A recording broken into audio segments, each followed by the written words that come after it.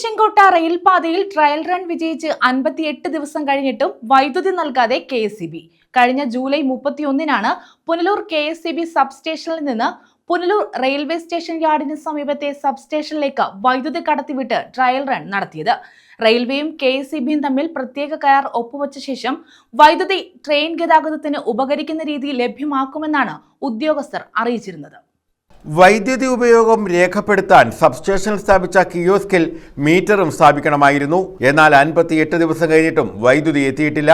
വൈദ്യുതി ലഭിക്കാൻ റെയിൽവേ KSEBക്ക് 28 കോടി രൂപ 3 വർഷം മുമ്പ് നൽകിയതാണ്.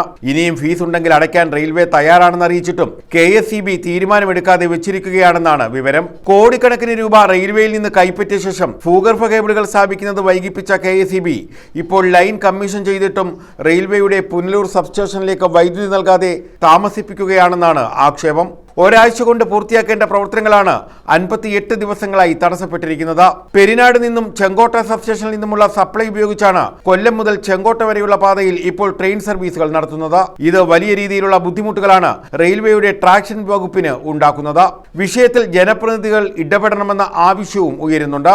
ഇതേസമയം തമിഴ്നാട്ടിലെ ചെങ്കോട്ട സബ്സ്റ്റേഷൻ തമിഴ്നാട് വൈദ്യുതി ബോർഡ് ജോലികൾ പൂർത്തീകരിച്ച് ആഴ്ചകൾക്കുള്ളിൽ സ്റ്റേഷൻ ചാർജ് ചെയ്തിരുന്നു. പുനലൂരിലെ റെയിൽവേ ട്രാക്ഷൻ സബ്സ്റ്റേഷന്റെ നിർമ്മാണം പൂർത്തിയാക്കിയ ശേഷം നിർമ്മാണം ആരംഭിച്ച സബ്സ്റ്റേഷനാണ് ചെങ്കോട്ടയിലേത്. News bureau, Punalur.